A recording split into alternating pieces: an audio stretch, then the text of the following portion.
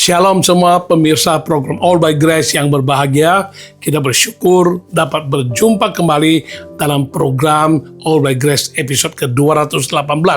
Mari kita berdoa sebelum kita memulai program hari ini. Kami bersyukur kepadamu untuk pimpinan penyertaan-Mu dan bahwa sesungguhnya kasih setiamu sampai selama-lamanya, dan Tuhan Engkau senantiasa menyertai berkemuran pada kami hingga kami ada sebagaimana kami ada pada saat ini. Tuhan pimpin waktu berikutnya, biar kami buka hati dan mau penuh kerinduan terima apa yang telah Engkau siapkan bagi kami. Itu adalah bagian yang terbaik yang tak akan terambil dari kami. Terima kasih Tuhan.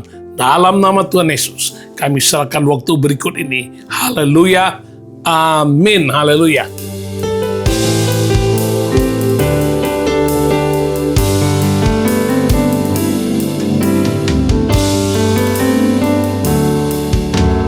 Terkadang kita merasa tak ada jalan terbuka, tak ada lagi waktu, terlambat sudah.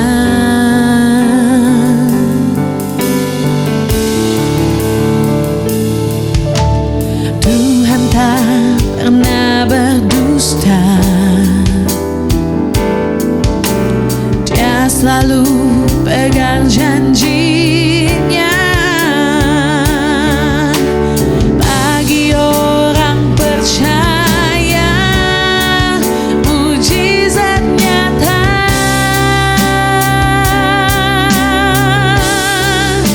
Dia mengerti, Dia peduli persoalan yang sedang terjadi.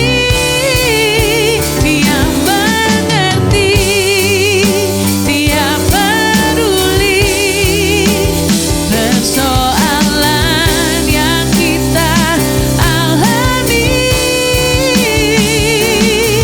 Namun satu yang Dia minta, agar kita percaya sampai mujizat menjadi nyata.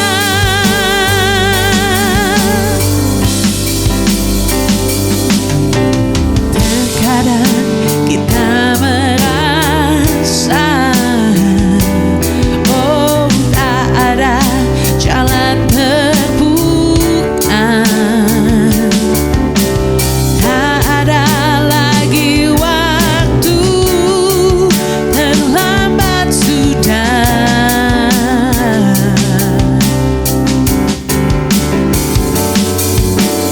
Tuhan tak pernah berdusta, Dia selalu pegang janjinya. Bagi orang percaya, mujizat nyata.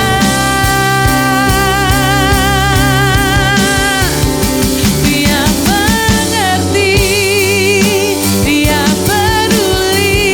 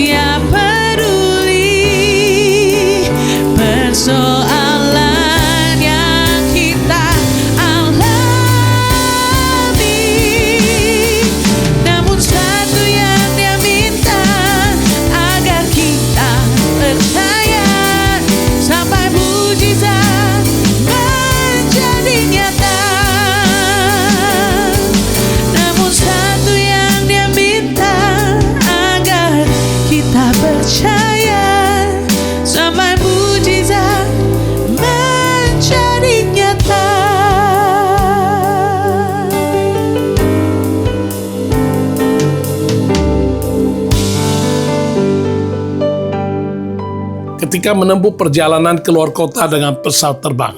Tiba-tiba lampu tanda sabuk pengaman menyala kembali dan terdengar pengumuman dari awak kabin menginformasikan bahwa pesawat sedang memasuki area rawan turbulensi sehingga penumpang diharapkan segera kembali ke kursi dan mengenakan kembali sabuk pengaman. Tak lama kemudian, benar saja pesawat itu bergoncang dan bergoyang dengan begitu hebat sampai banyak penumpang yang terlihat panik, takut, dan mereka tak henti-hentinya memanjatkan doa minta pertolongan Tuhan dan perlindungan Tuhan. Puji Tuhan, pengumuman disampaikan tepat pada waktunya dan semua penumpang mau mengikuti arahan yang diberikan sehingga tidak satu pun penumpang yang terluka dan semua selamat tiba di tujuan. Dalam kehidupan ini, kita bisa juga mengalami turbulensi hidup yang terjadi dengan tiba-tiba, yaitu goncangan-goncangan tanpa terprediksi. Masalah dan pergumulan dapat hadir kapan saja dalam kehidupan kita. Dalam Kamus Besar Bahasa Indonesia, pergumulan diartikan sebagai pertarungan atau perjuangan yang artinya hidup ini tidaklah mudah. Ada masalah dan tantangan yang harus kita hadapi. Pergumulan hidup adalah bagian yang tak terpisahkan dari proses pertumbuhan dan perkembangan hidup manusia. Setiap orang dalam kehidupannya pasti pernah bergumul, alias pernah menghadapi masalah baik besar, kecil, tua, dan muda. Tak pandang status, tidak ada perbedaan antara gender dan semua orang bisa sama menghadapinya. Pergumulan itu bisa berupa kabar dari dokter yang menyampaikan bahwa orang yang kita kasihi mengidap penyakit yang cukup parah dan butuh perawatan yang intensif, bahkan pengobatan yang luar biasa, memakai biaya yang cukup besar. Itu pun tidak ada jaminan akan ada kesembuhan yang sempurna. Ada pula yang tiba-tiba terima notifikasi PHK atau pemecatan sepihak dari kantor dengan alasan perampingan tenaga kerja.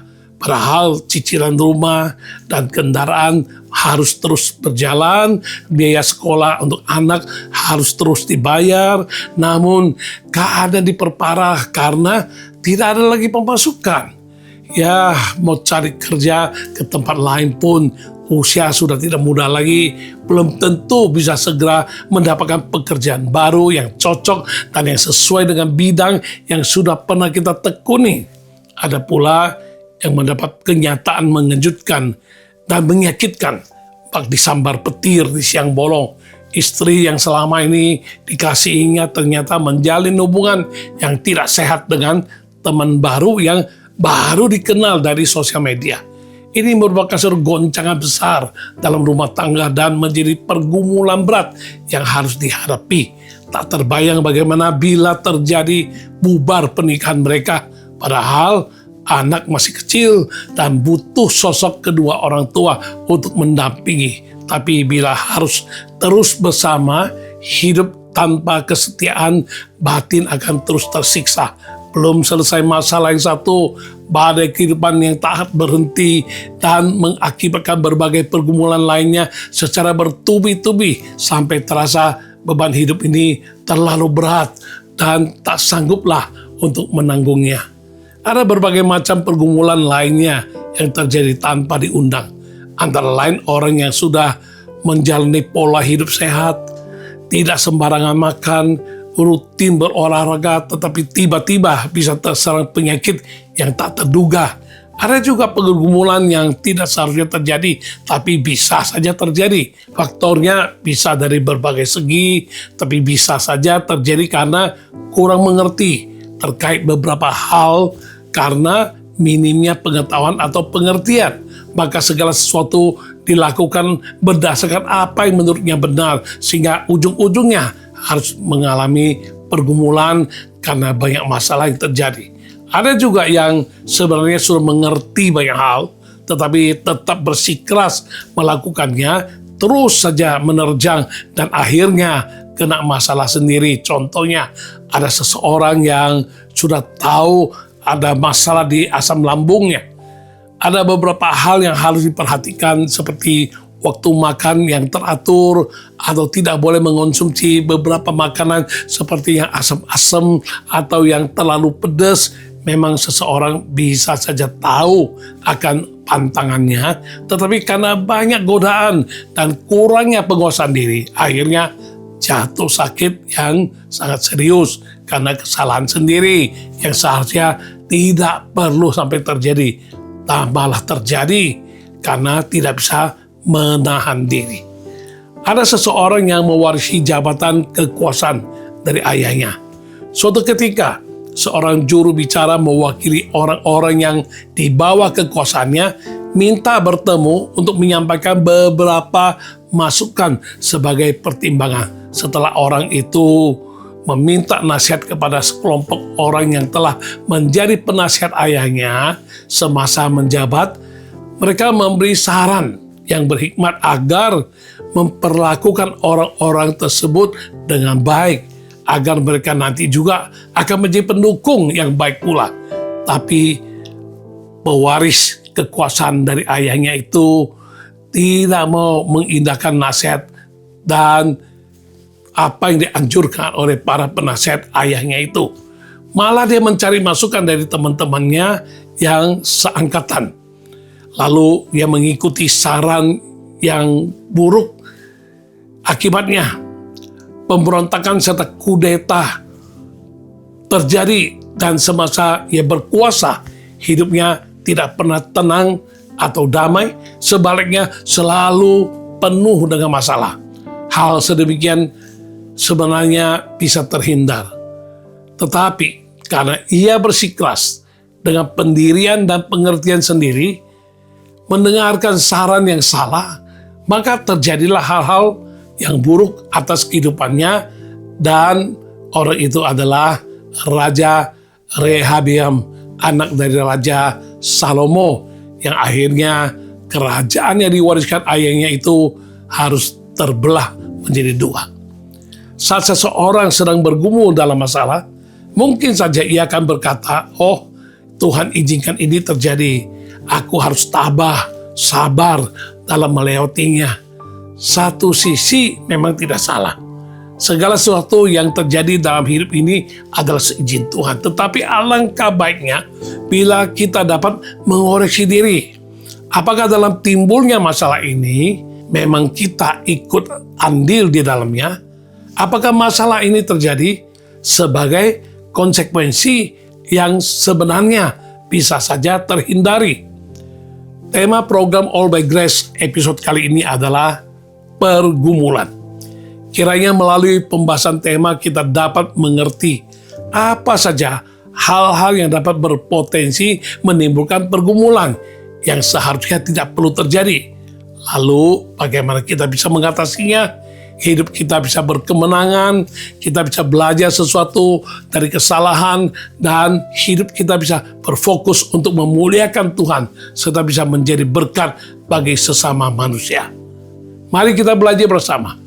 Apa yang menyebabkan terjadinya pergumulan?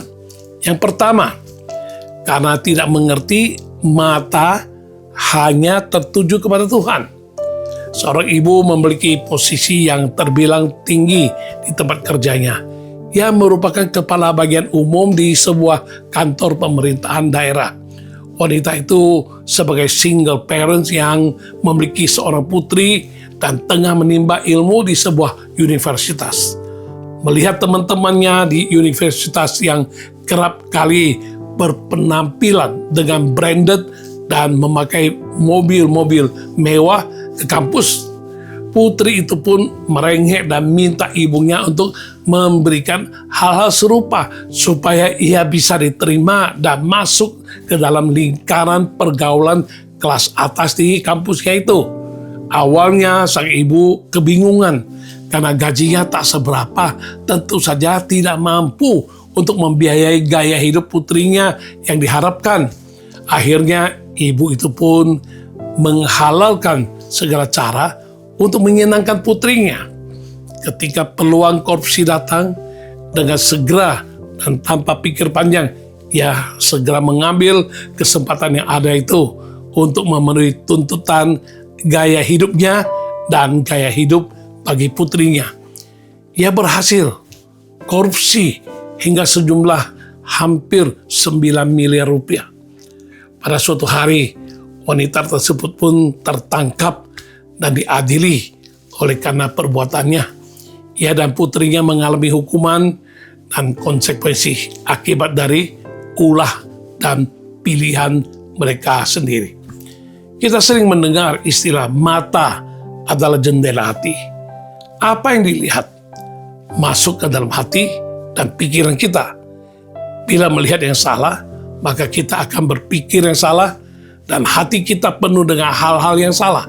Sebaliknya, bila kita melihat hal-hal yang baik, yang benar, maka hati dan pikiran kita akan terisi juga dengan hal-hal yang baik dan yang benar, sehingga menghasilkan perkataan serta perbuatan atau tindakan yang benar pula. Tidaklah heran Yesus pernah berkata tentang hal ini, yaitu di dalam Matius pasal 6 ayat yang 22 hingga 23. Mata adalah pelita tubuh. Jika matamu baik, teranglah seluruh tubuhmu. Jika matamu jahat, gelaplah seluruh tubuhmu. Jadi, jika terang yang ada padamu gelap, betapa gelapnya kegelapan itu. Mata yang dimaksud Yesus bukanlah mata secara fisik, tapi apa yang kita pandang, yang kita lihat, kita saksikan, maka itu akan mempengaruhi seluruh kehidupan kita. Banyak pergumulan justru bisa terjadi hanya karena manusia tidak mengerti untuk menjaga matanya dengan baik. Misalnya, seseorang melihat tetangga di rumah sebelah membeli mobil baru. Kalau tidak berjaga-jaga dan terus-menerus melihat dengan penuh keinginan, maka akan tergoda untuk ikut juga mau membeli mobil baru. Padahal mobil yang sudah ada pada mereka masih layak pakai. Ya, sampai rela pinjam uang ke sana kemari, ya pinjam dengan orang lain atau minta kredit bank agar bisa membeli mobil baru yang setidaknya setara atau kalau bisa lebih canggih, yang lebih mewah dan lebih baru dari apa yang dimiliki oleh tetangga itu.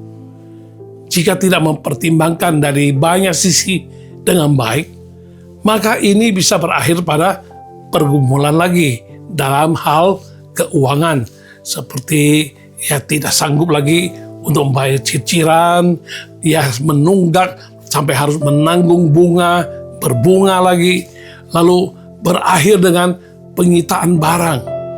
Bukankah sebenarnya masalah ini bisa dihindari jika saja orang itu mau menjaga mata dengan baik agar tidak melulu fokus pada milik orang lain lalu menginginkannya juga.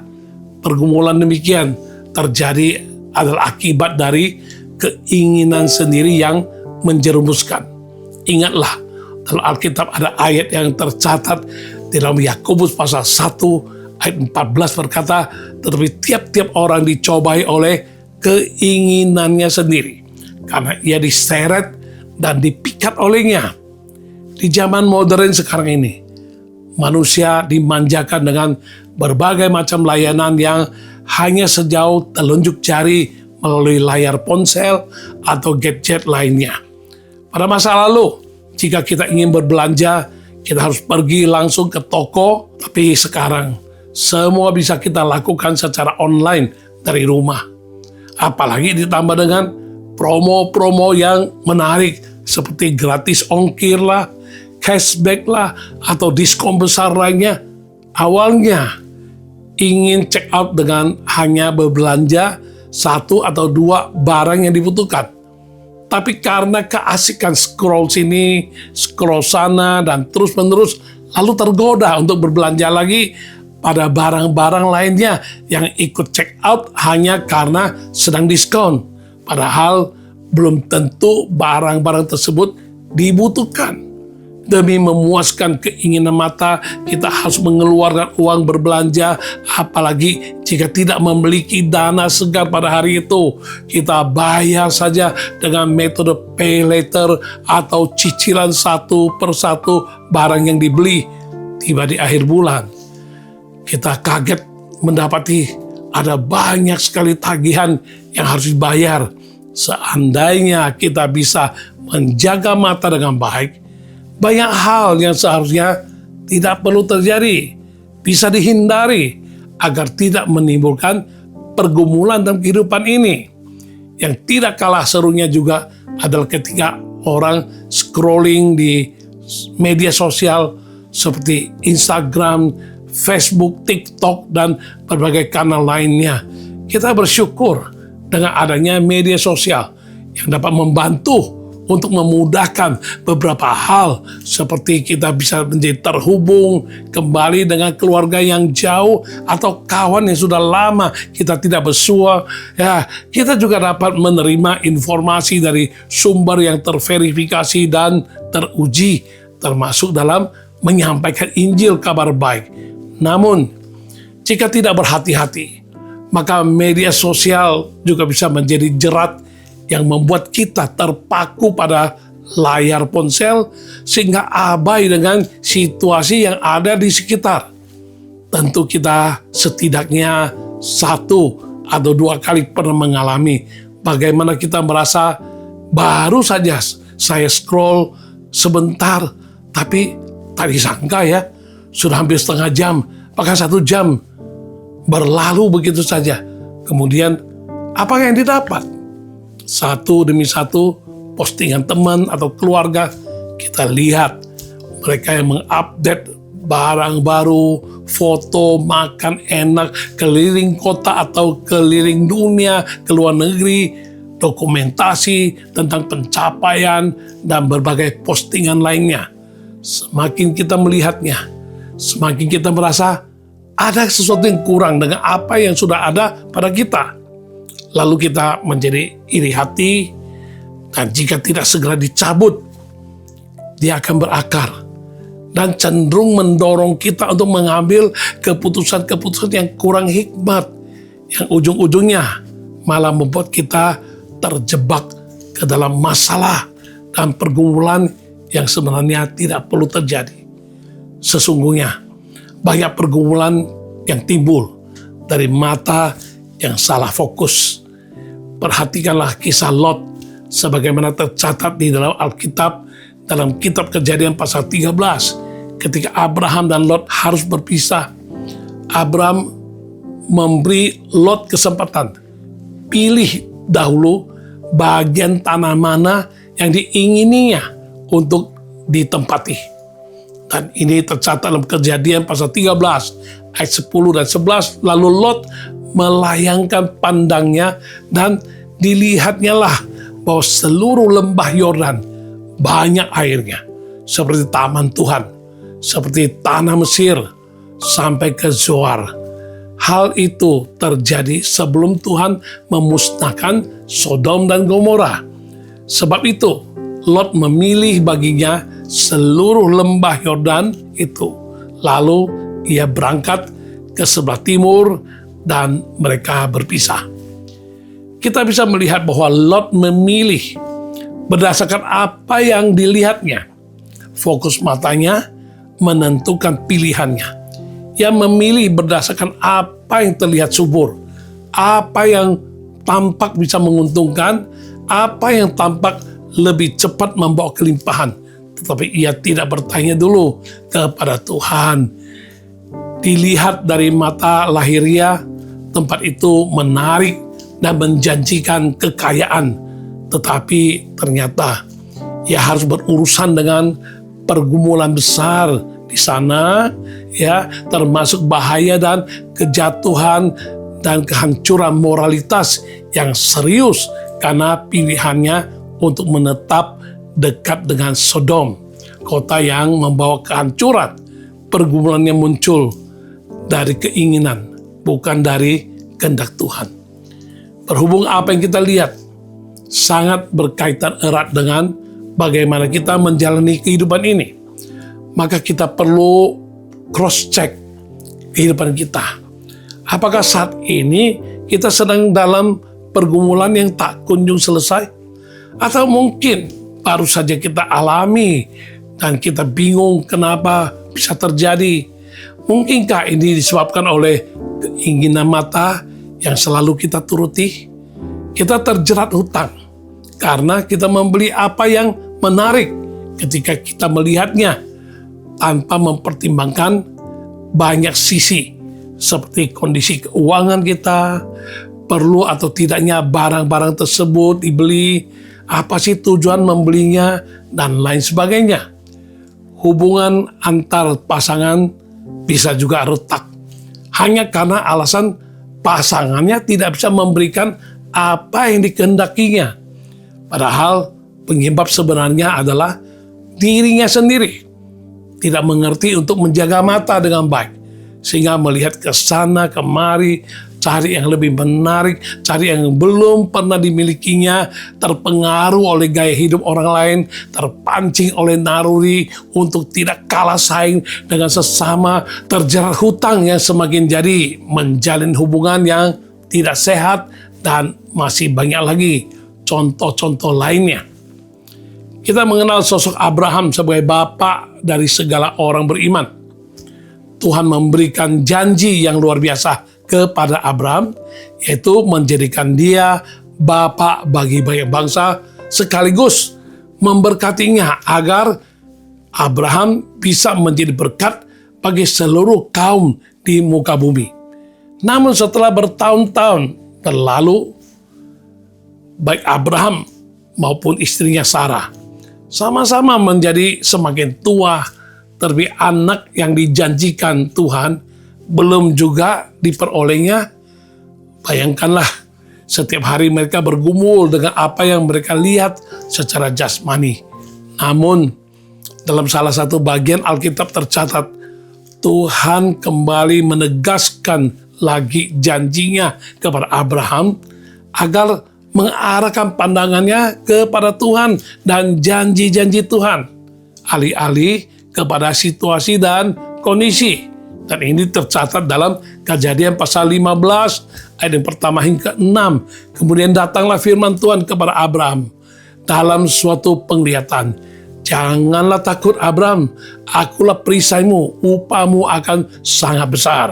Abraham menjawab, ya Tuhan Allah, apakah yang akan engkau berikan kepadaku? Karena aku akan meninggal dengan tidak mempunyai anak, dan yang akan mewarisi rumahku ialah Eliezer orang Damsyik itu. Lagi kata Abraham, engkau tidak memberikan kepadaku keturunan, sehingga seorang hambaku nanti menjadi ahli warisku. Tetapi datanglah firman Tuhan kepadanya, demikian, orang ini tidak akan menjadi ahli warismu, melainkan anak kandungmu, dialah yang akan menjadi ahli warismu. Lalu Tuhan membawa Abraham keluar, serta berfirman, coba lihat ke langit, hitunglah bintang-bintang.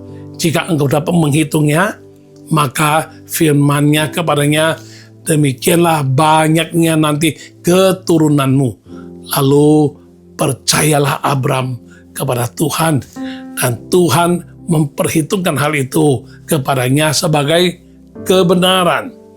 Tuhan mengingatkan kembali Abraham akan janjinya terkait keturunan yang banyak, dengan membawanya untuk melihat bintang di langit yang tak terhitung jumlahnya. Iman kepercayaan Abraham pun dikuatkan kembali. Namun Abraham dan Sarah masih juga manusia seutuhnya. Pandangan mereka masih bisa teralihkan. Di pasal berikutnya, setelah Tuhan menegaskan janjinya kembali kepada Abraham, tercatat kisah sebagai berikut, yaitu di dalam Kejadian pasal 16 ayat 1 hingga ke 3. Adapun Sarai, istri Abraham itu tidak beranak. Ia mempunyai seorang hamba perempuan orang Mesir, Hagar namanya. Berkatalah Sarai kepada Abraham, engkau tahu Tuhan tidak memberi aku melahirkan anak. Karena itu, baiklah, hampiri hambaku itu. Mungkin oleh dialah aku dapat memperoleh seorang anak. Dan Abram mendengarkan perkataan Sarai.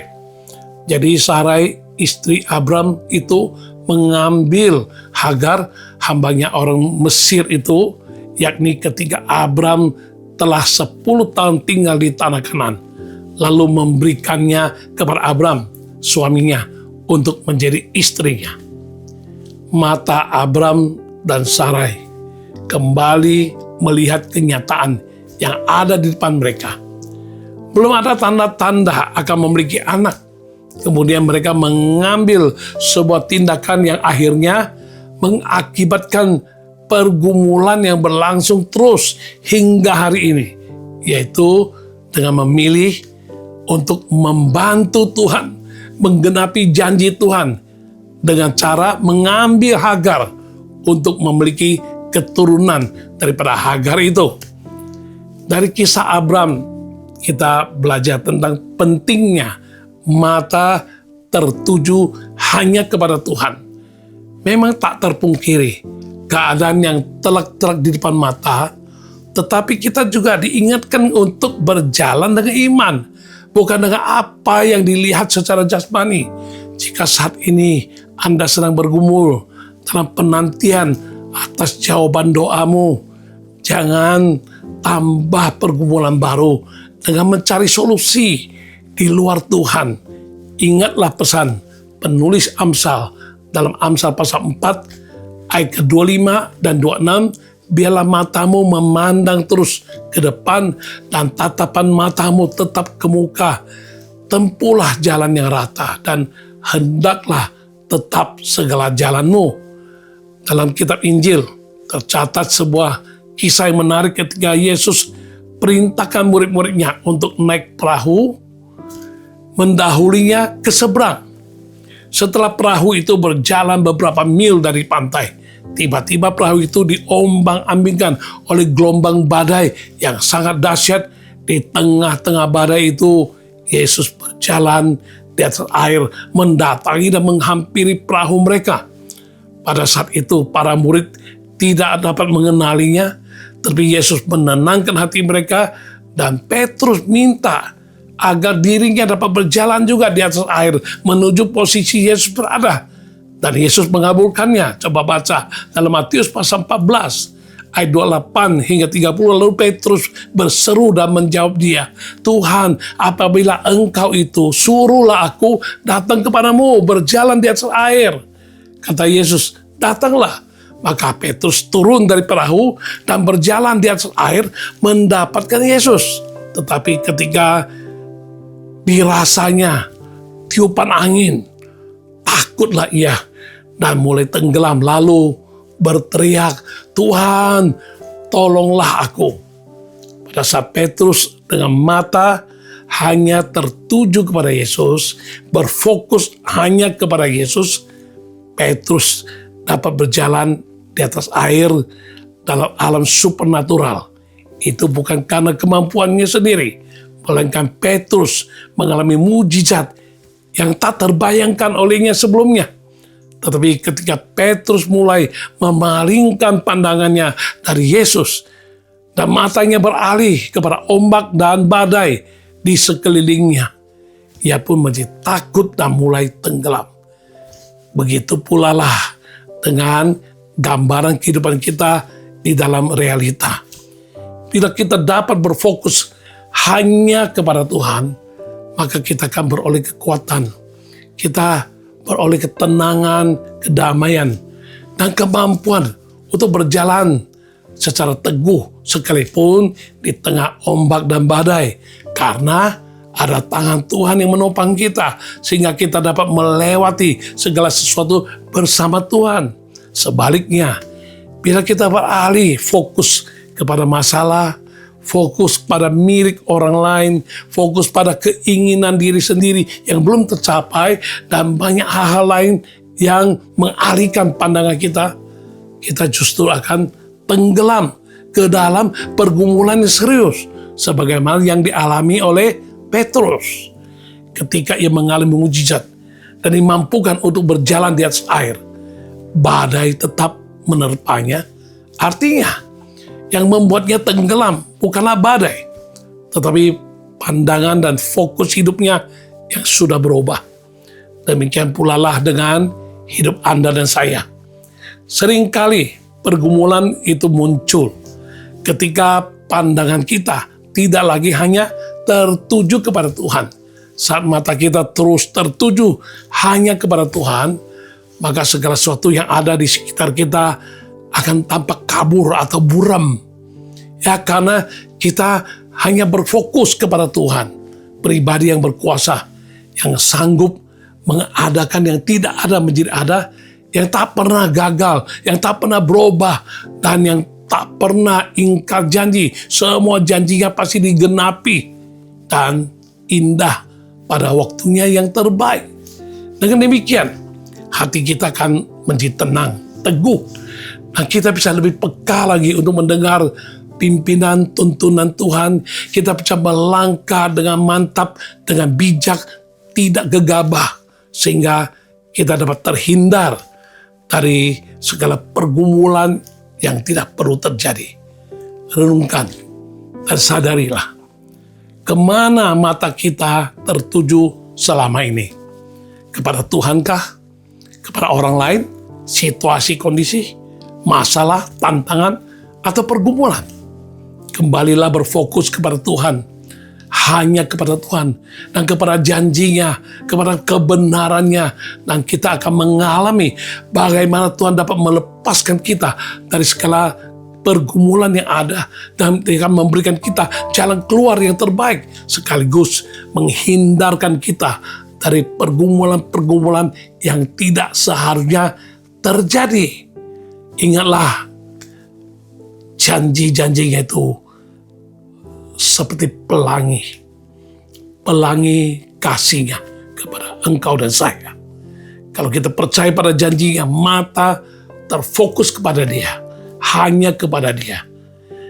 Dia setia, kasihnya tidak pernah berubah, dan kita akan mengalami pertolongan indah pada waktunya.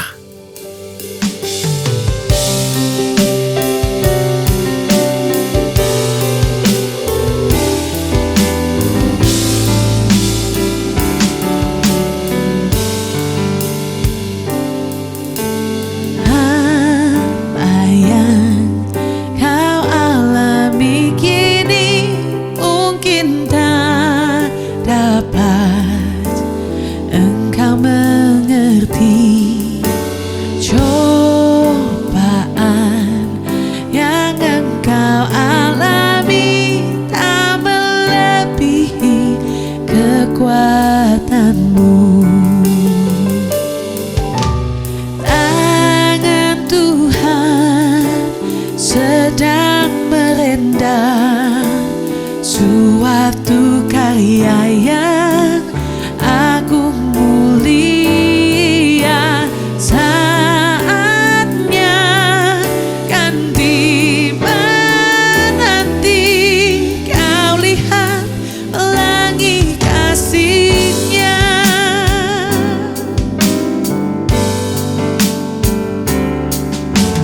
Tuhanmu tak akan memberi ular beracun pada yang minta roti. Satu hal tanamkan di hati, indah semua yang Tuhan beri. Tangan Tuhan sedang merendam suatu karya yang agung mulia.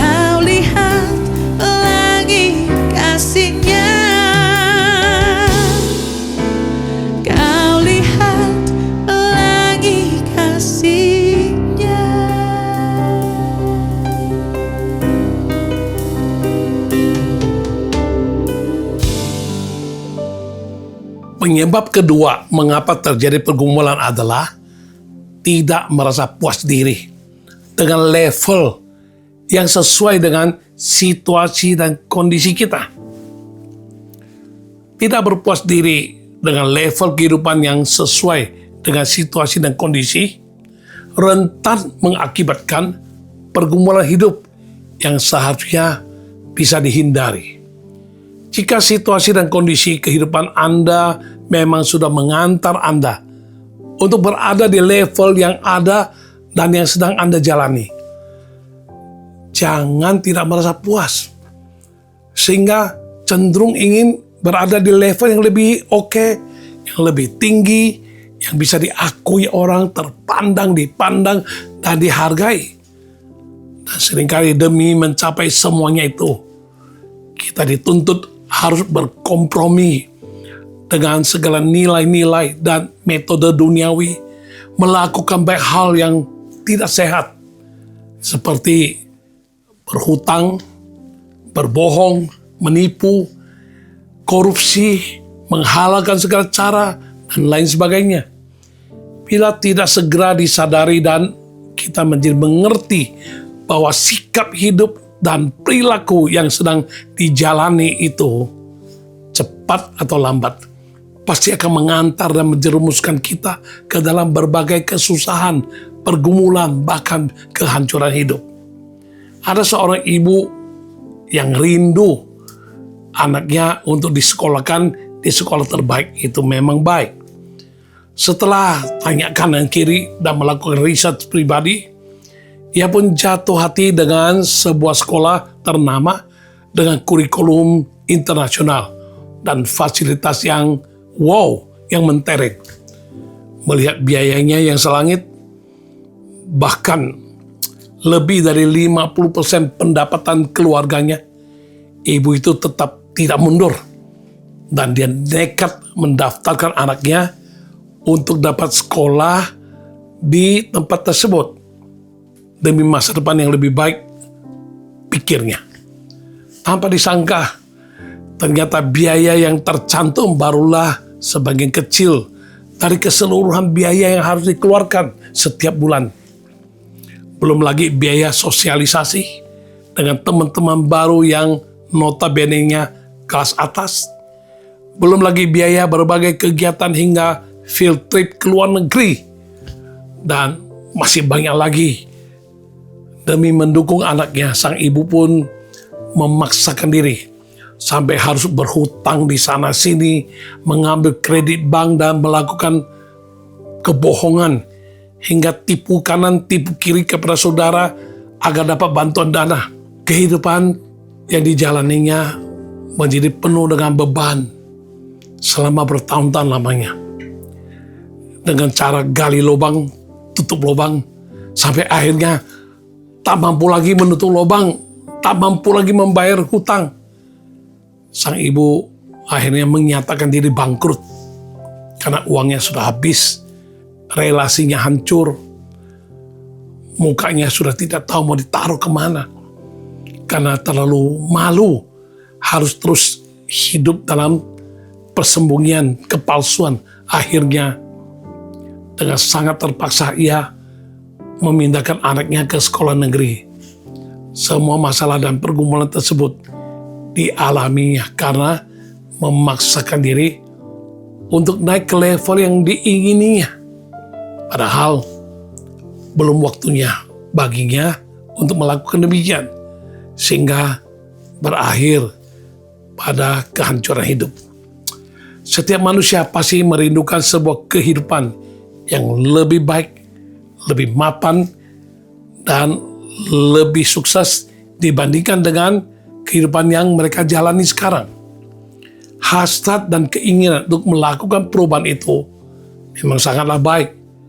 Beberapa hal yang kita nikmati sekarang pun adalah buah dari orang-orang yang rindu agar manusia bisa hidup lebih baik. Tuhan Yesus berkata bahwa Dia datang untuk memberi hidup, bahkan hidup dalam segala kelimpahan.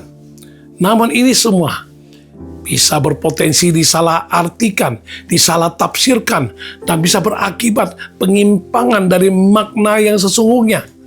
masalah mulai muncul ketika keinginan untuk naik level tidak lagi dikendalikan oleh hikmat dari Tuhan, melainkan oleh ketakutan akan penilaian orang lain, keinginan untuk terlihat hebat, atau dorongan untuk membuktikan sesuatu kepada orang lain.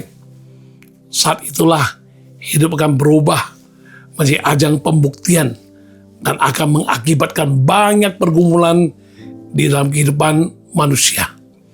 Tanpa disadari, kita akan masuk ke dalam gelanggang persaingan. Itu pun bukan persaingan yang sehat. Sebaliknya persaingan untuk pembuktian siapa yang lebih. Kita akan mulai membandingkan siapa yang lebih sukses, siapa yang lebih kaya, siapa yang lebih dihormati, siapa yang lebih terkenal, dan perlahan tapi pasti kita akan percaya juga bahwa nilai kita diukur dari apa yang tampak dari luar. Angka, jabatan, pencapaian, status, gelar, likes, followers, lingkup pelayanan, dan berbagai tolak ukur lainnya. Ambisi untuk berada di level yang lebih tinggi, jika disalahartikan atau tidak dikendalikan dengan baik, membuat orang menghalalkan segala cara untuk bisa mencapainya. Mereka berpikir bahwa jika mereka berhasil, orang akan menghormatinya, menghargainya, namun hidup yang dibangun di atas dasar sedemikian tidak akan berlangsung lama. Sebaliknya, akan menimbulkan banyak masalah dan masuk ke dalam kehidupan yang penuh dengan pergumulan. Dan demi menyelesaikannya semuanya itu, mereka malah mencoba berbagai cara yang pada akhirnya bukan penyelesaian, justru masalah baru semakin datang menumpuk yang ibarat bom waktu. Tinggal tunggu kapan waktu meledaknya saja. Sebenarnya semua ini bisa dihindari jika manusia mengerti untuk hidup sederhana, dengan aktual, dengan realistis, bisa berpuas diri, mencukupkan diri dengan apa yang ada padanya saat itu. Seharusnya ia bisa mengelolanya dengan baik, dengan setia, dan bila waktunya tiba, Tuhan pula yang akan membawanya naik ke tingkat yang lebih tinggi sesuai dengan kehendak dan pimpinan Tuhan yang pasti terbaik. Pada dasarnya, semua pemberian Tuhan itu baik adanya. Selalu cukup untuk kita hidup hari ini, untuk saat ini, untuk musim kehidupan kita ini, dan tidak pernah kurang. Namun manusianya saja yang seringkali memiliki hasrat untuk hidup lebih dari situasi dan kondisinya yang dijalani sekarang. Mengapa demikian? Karena dunia berada di bawah kuasa si jahat, yaitu iblis, malaikat yang sudah terjerumus jatuh. Penyebab kejatuhannya adalah karena menginginkan untuk lebih tinggi, lebih diakui, lebih dipandang, lebih dihargai, bahkan berusaha melebihi Tuhan penciptanya. Sebagai akibatnya, iblis pun diusir dari surga. Selanjutnya, ia dengan strategi yang sama, ia menggoda manusia untuk menimbulkan rasa tidak puas dengan apa yang sudah ada, memberi opini agar manusia memiliki kerinduan yang lebih, tetapi dalam arti yang tidak sehat. Hawa merupakan korban pertamanya. Padahal Tuhan sudah memberikan tempat yang terbaik bagi Adam dan Hawa, itu Taman Eden. Dan Tuhan telah sediakan segala sesuatu yang mereka perlukan. Hanya satu yang Tuhan minta, yaitu agar mereka tidak makan buah dari pohon pengetahuan yang baik dan jahat. Awalnya semuanya berjalan dengan baik, hingga si iblis melalui ular menaburkan benih yang tidak baik dengan mengarahkan pandangan Hawa pada buah dari pohon yang dilarang oleh Tuhan. Penggalan kisahnya itu tercatat di dalam Kejadian pasal 3 ayat 4-6, tetapi ular itu berkata pada perempuan itu, sekali-kali kamu tidak akan mati. Tetapi Allah mengetahui bahwa pada waktu kamu memakannya, matamu akan terbuka dan kamu akan menjadi seperti Allah, tahu tentang yang baik dan yang jahat. Perempuan itu melihat bahwa buah pohon itu baik untuk dimakan dan sedap kelihatannya. Lagi pula pohon itu menarik hati karena memberi pengertian. Lalu ia mengambil dari buahnya dan dimakannya dan diberikannya juga kepada suaminya yang bersama-sama dengan dia. Dan suaminya pun memakannya. Sebagai akibatnya, semua pergumulan hidup manusia sampai dengan detik ini, saat ini, justru berawal dari kerinduan yang salah itu. Sungguh fatal. Memang sah-sah saja jika kita merindukan perubahan ke arah yang lebih baik. Tetapi yang menjadi motivasi dan yang melatar belakangi kerinduan itu haruslah jelas, benar, dan tepat. Banyak orang tidak menyadari bahwa sebagian besar pergumulan dalam berbagai area, baik secara finansial, emosional, bahkan spiritual, bisa terjadi karena mereka memaksakan diri untuk hidup di level yang belum selaras dengan kapasitasnya atau musim kehidupannya. Mereka menciptakan standar baru, citra baru, realita baru yang memerlukan biaya yang tak sedikit. Dalam zaman modern, penilaian sosial menjadi pemicu yang sangat kuat. Tak sedikit orang memaksakan diri agar tampak berhasil dengan membeli hal-hal yang tidak perlu, memaksakan gaya hidup seperti seorang yang sudah mapan hanya karena takut ketinggalan zaman atau kurang up to date atau kalah saing dengan orang lain. Sedangkan sikap memaksakan diri untuk hidup naik level dengan motivasi yang salah itu justru cenderung berakhir dengan hutang yang tak terbayarkan, stres, dan kebohongan yang ditutupi dengan kebohongan lainnya. Ujung-ujungnya semua ini pasti akan terbongkar dan konsekuensinya pun sangat berat untuk ditanggung. Bukan hanya pergumulan, bahkan pergumulan yang berkepanjangan. Ingatlah, bukan masalah jumlah uang yang kau miliki, tapi sikap hati yang memilih untuk hidup sesuai kapasitas sehingga tidak memaksakan diri sebelum waktunya demi sebuah gaya hidup. Belajarlah bisa mengelola, mengurus keuangan bukan berdasarkan gengsi, melainkan berdasarkan tanggung jawab. Berlaku jujurlah dengan keadaanmu dan pilihlah untuk tidak menambahi beban demi terlihat setara atau tidak kalah saing dengan orang lain. Orang yang dewasa rohani akan belajar menikmati setiap musim kehidupan yang Tuhan izinkan terjadi dan Tuhan tempatkan dia berada bagi kehidupannya pada saat itu. Karena itu, ia tidak akan panik bila melihat pencapaian orang lain. Ia tidak akan merasa iri hati pada keberhasilan rekannya, temannya, keluarganya.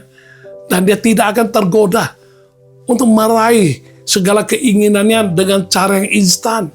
Sebab ia percaya bahwa berkat Tuhanlah adalah yang terbaik, yang akan datang tepat pada waktunya Tuhan sesuai dengan kehendak dan pimpinan Tuhan.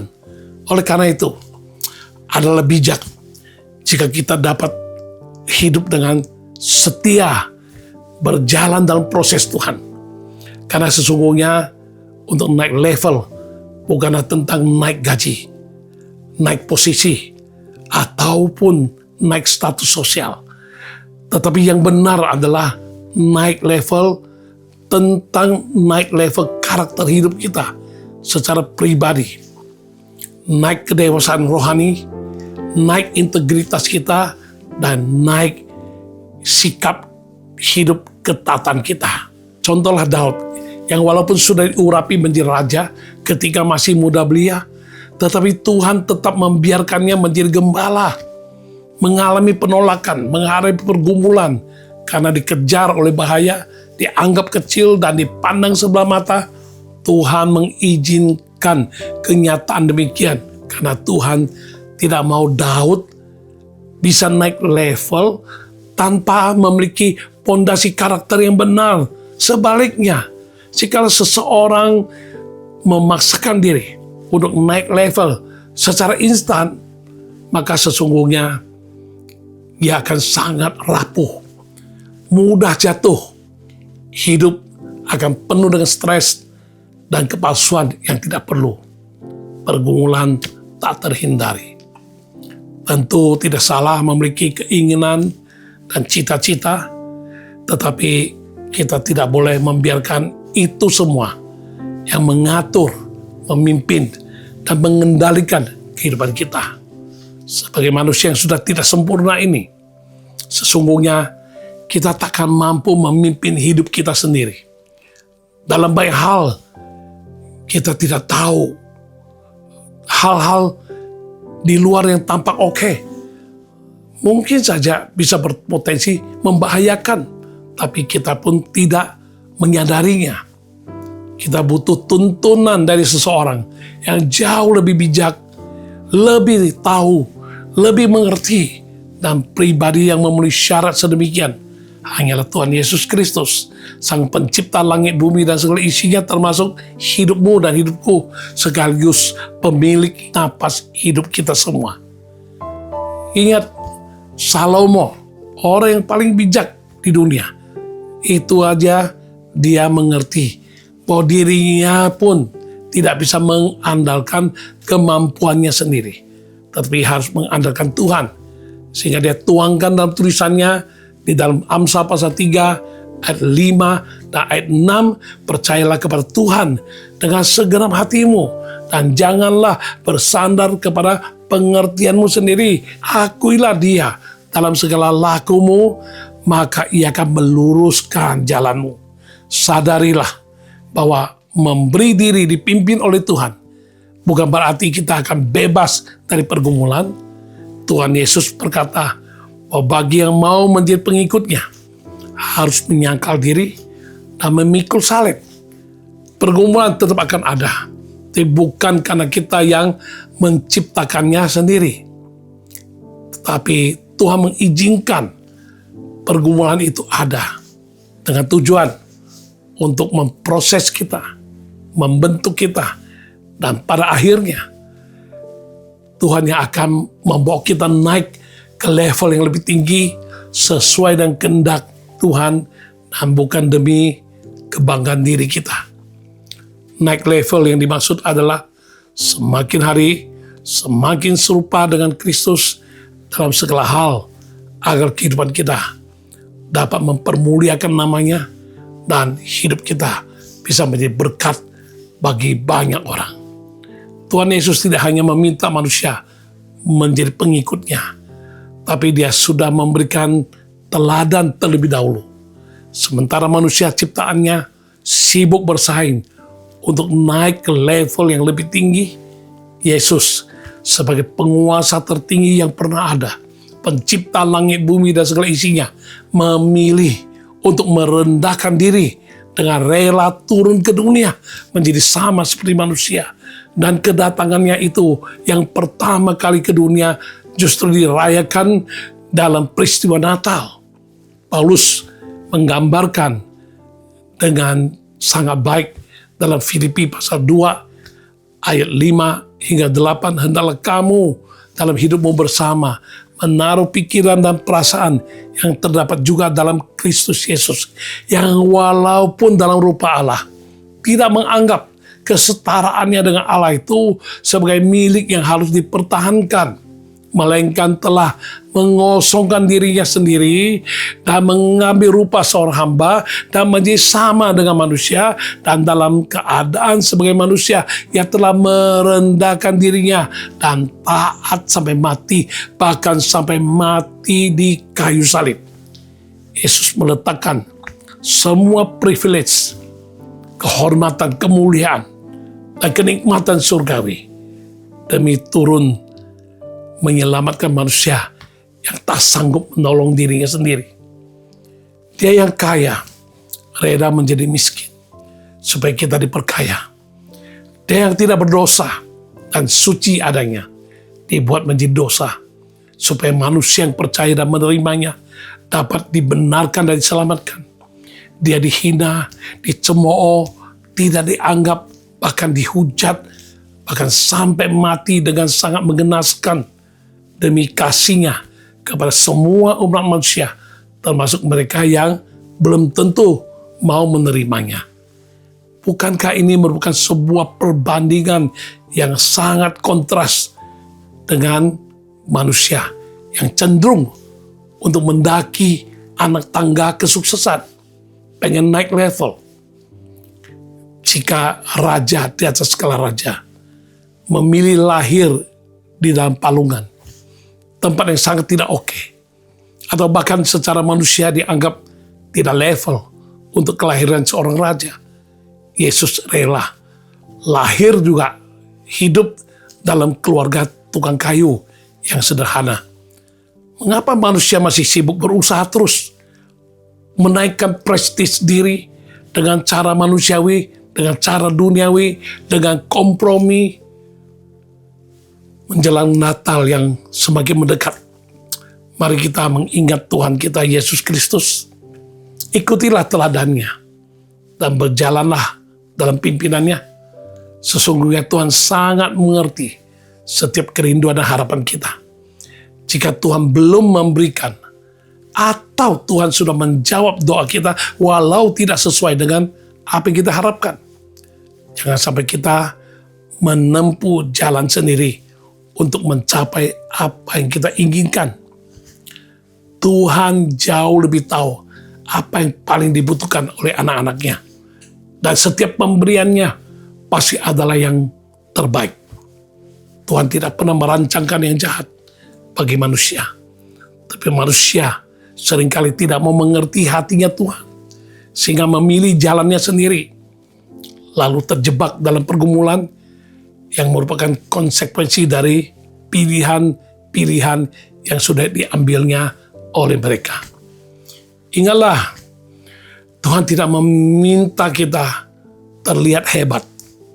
Dia hanya meminta kita untuk taat.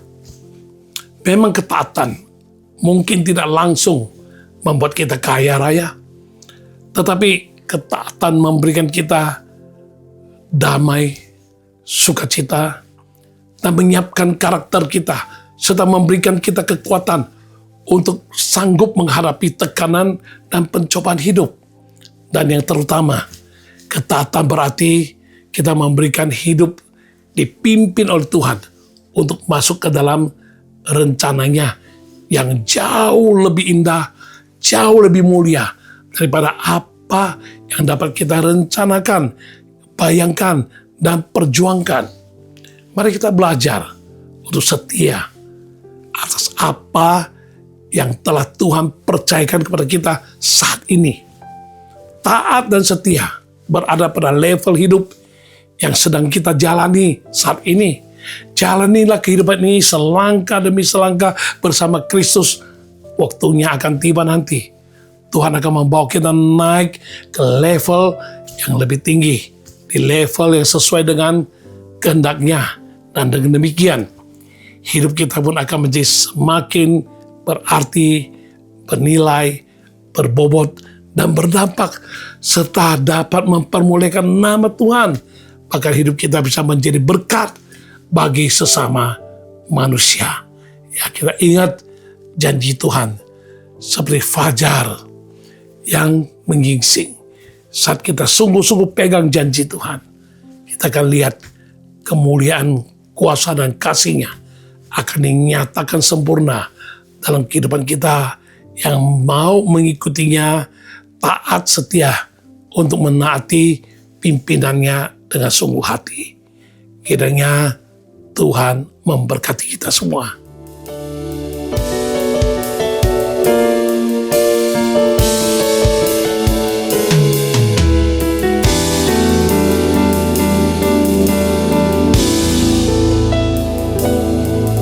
Ketika ku hadapi kehidupan ini, jalan mana yang harus ku pilih? Ku tahu ku tak mampu, ku tahu ku tak sanggup. Hanya Kau Tuhan tempat jawabanku. Aku pun tahu ku tak pernah sendiri, sebab Engkau Allah yang menggendongku. Tanganmu membelaiku, cintamu memuaskanku. Kau mengangkatku ke tempat yang tinggi. Janjimu seperti fajar pagi hari, dan tiada pernah terlambat bersinar. Cintamu seperti sungai yang mengalir, dan ku tak betapa dalam kasih-Mu. Ketika ku hadapi kehidupan ini, jalan mana yang harus ku pilih? Ku tahu ku tak mampu, ku tahu ku tak sanggup. Hanya Kau Tuhan tempat jawabanku. Aku pun tahu ku tak pernah sendiri, sebab Engkau Allah yang menggendongku. Tanganmu membelaiku, cintamu memuaskanku.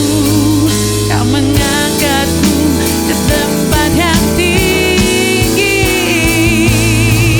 Janjimu seperti fajar pagi hari,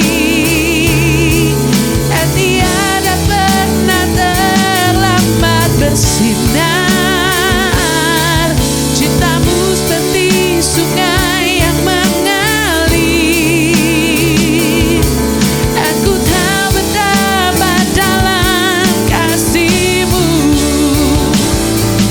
Janjimu seperti fajar pagi hari, yang tiada pernah terlambat bersinar.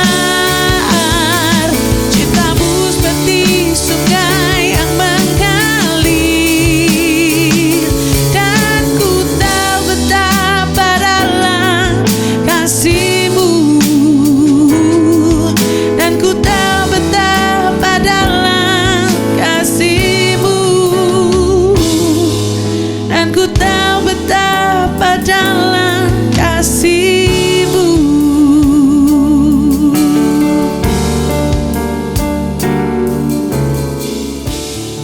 Mari kita berdoa bersama. Kami bersyukur kepada-Mu Tuhan. Kami tahu tak seorang pun, baik kami orang percaya ataupun yang belum percaya kepada-Mu, semua manusia di dunia ini pisah dan rentan mengalami pergumulan hidup. Ada pergumulan yang memang terjadi secara tiba-tiba, namun ada juga pergumulan yang tidak kami sadari adalah akibat daripada perbuatan kami, pilihan kami yang sebenarnya itu dapat dihindari. Namun bagaimanapun Tuhan, Engkau telah menyingkapkan rahasia mengapa pergumulan itu bisa terjadi. Dan kami tahu Tuhan, rahasianya adalah kami harus mata hanya tertuju kepada-Mu Tuhan. Dan kami tidak mau merasa tidak puas diri. Sebaliknya kami puas diri dengan keberadaan kami. Dan kami harus menjalaninya dengan taat. Jangan mengharap untuk cepat-cepat naik ke level yang lebih tinggi sesuai dengan keinginan kami atau demi persaingan hidup. Tolong kami Tuhan, supaya kami mengenal, mengerti, memahami akan segala rahasia yang telah Engkau singkapkan.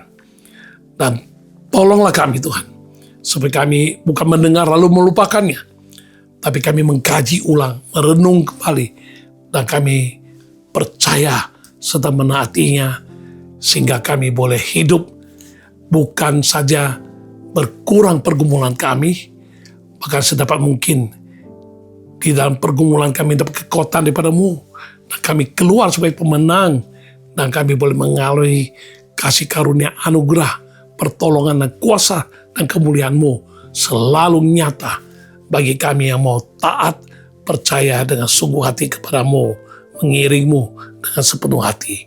Terpuji nama-Mu Tuhan, sempurnakan semua yang kami dengar dan mampukan kami untuk menaatinya dan melakukannya, sehingga hidup kami akan termasuk orang yang diberkati Tuhan untuk bisa menjadi berkat dan boleh berbahagia. Terima kasih Tuhan, terpuji nama-Mu Tuhan. Dalam nama Tuhan Yesus, kami bersyukur, kami berdoa, terima berkat-Mu. Haleluya, amin, haleluya. Saat ini kita mau doa syafaat bagi Anda dengan segala masalah yang Anda hadapi. Pertama, saya doakan untuk wanita yang mengalami kanker serviks. Mungkinkah dirimu? Bisakah Tuhan menyembuhkanmu tanpa operasi? Mujizat tetap masih terjadi. Taruh dua tanganmu di dadamu. Harapkan Tuhan berbelas kasihan. Nyatakan kemuliaan-Nya. Terima mujizat dalam nama Yesus. Kanker serviks Tuhan sembuhkan. Tanpa operasi medis pun Tuhan sanggup lakukan mujizat. Sembuh, sembuh, dan sembuh. Tuhan Yesus sembuhkan. Yesus sembuhkan. Kemuliaan bagi nama Yesus. Haleluya. Amin. Menjelang akhir tahun, banyak orang ingin tutup buku. Banyak orang ingin memasuki tahun yang baru. Bisa merasakan keringanan demi keringanan dalam kehidupan ini. Karena beban satu persatu Tuhan angkat. Buat Anda yang sedang berbeban berat dalam masalah hutang. Dan juga bagi Anda yang sedang bermasalah berat dengan tagihan atau piutang tak tertagih. Atau Anda yang sedang bergumul untuk penjualan asetmu yang sudah sekian lama didoakan, tapi kelihatannya masih belum ada hasil. Jangan berpaling daripada Tuhan. Percayalah dengan sungguh hati. Percayalah pada janjinya. Bukan percaya apa yang kita lihat. Taruh dua tanganmu di dadamu. Bapa Surgawi yang baik, hamba-Mu berdoa untuk mereka yang berbeban berat dalam masalah hutang dan piutang yang tak tertagih dan penjualan aset yang tak kunjung terjual. Bagi manusia kelihatan itu sulit, bagi manusia bahkan kelihatan mustahil, tapi kami percaya akan apa yang Kau katakan. Bagi manusia hal itu tidak mungkin, tapi tidak demikian bagi Allah. Sebab segala sesuatu adalah mungkin bagi Allah. Bahkan Kau janjikan segala sesuatu adalah mungkin bagi orang yang percaya. Kami berdoa Tuhan, belas kasihan-Mu turun, kuasa dan kasih-Mu turun, kemuliaan-Mu turun, mujizat-Mu turun, sehingga utang dan piutang, penjualan aset mengalami mujizat sebelum tutup tahun ini Tuhan. Dan mereka memasuki tahun yang baru, bisa terasa ringan, bebannya sudah terangkat oleh Tuhan, dan mereka boleh mengalami mujizat. Hutang terlunasi dengan cara-Mu yang ajaib, piutang tertagih, dan juga penjualan aset tercapai. Dalam nama Tuhan Yesus, kami terima mujizat. Haleluya, amin, haleluya. Anda yang divonis oleh diagnosa dokter berkatakan bahwa ada pembuluh darah jantungmu ada yang tersumbat. Percaya, mujizat Tuhan bisa tembuskan sumbatan itu. Taruh dua tanganmu di dadamu dalam nama Yesus. Pembuluh darah jantung yang tersumbat saat ini tembus kembali dalam nama Yesus. Sembuh, tidak usah sampai pasang ring, tidak usah di bypass, tidak usah sampai operasi. Dalam nama Yesus, masalah jantung Tuhan atasi dalam nama Tuhan Yesus. Sembuh, sembuh, dan sembuh. Haleluya, amin. Saya berdoa untuk Anda yang mengalami sleep apnea, yaitu tidur dengan ngorok, bahkan seringkali napasnya berhenti beberapa kali waktu tidur, dan menurut tradisi dan pengetahuan kedokteran disarankan harus pakai alat CPAP dan lain-lain. Kalau tidak, ancaman stroke atau ancaman napasnya tak tersambung, mati, tewas pun bisa terjadi. Namun saat ini kita berdoa, biar Tuhan tolong beri hikmat supaya engkau bisa dapat jalan keluar. Sleep apneamu sembuh, ngoroknya sembuh, napasnya tidak lagi putus-putus. Taruh dua tangan di dadamu dalam nama Yesus yang mengalami masalah pernapasan, sleep apnea dalam nama Yesus. Dia tidak akan lagi terancam stroke, terancam mati mendadak, terancam putus napasnya dan lain sebagainya. Dalam nama Yesus, sleep apnea Tuhan sembuhkan, Tuhan beri hikmat, dan dia boleh sadar apa yang dia harus lakukan, dan Tuhan lakukan mujizat. Sleep apnea sembuh, tidurnya pulas, dan napasnya tidak lagi terputus-putus dalam nama Yesus. Jadi sembuh, Yesus sembuhkan, Yesus sembuhkan. Haleluya, amin, haleluya. Ya, Anda yang ada gangguan paru-paru, katanya Anda kemungkinan besar kena tuberkulosis TBC. Taruh dua tangan di dadamu, kita doakan Tuhan TBC, tuberkulosis, sakit paru-paru ini Tuhan sembuhkan dengan mujizat, dengan kuasa-Mu yang mulia, dengan ajaib, sembuh dari penyakit paru-paru, jadi sembuh, sembuh, dan sembuh. Yesus sembuhkan. Haleluya, amin. Yang rindu mendoakan keluarga besar bisa bersama-sama beribadah di gereja, percaya dan terima Tuhan Yesus sebagai Tuhan dan Juru Selamat, dan diselamatkan. Anda taruh tanganmu di atas dadamu, imanin seperti apa yang Tuhan melalui Paulus Silas katakan. Percaya pada Yesus Kristus, engkau selamat, engkau dan seisi rumahmu. Tuhan, kami klaim dalam nama Yesus, dia selamat, sekeluarganya pun diselamatkan Tuhan. Tuhan, tolong Tuhan melalui momen Natal ini Tuhan, keluarga besarnya semuanya boleh diselamatkan dan sama-sama bisa beribadah kepadamu dan bisa mempunyai jaminan hidup kekal di dalam surga. Dalam nama Yesus kami terima jawaban doa. Haleluya, amin. Oke, bawa semua masalah pergumulan apapun yang kau hadapi selama ini, dan kita percaya bagi manusia tak mungkin, bagi Tuhan Yesus selalu mungkin. Ya, kita terima mujizat.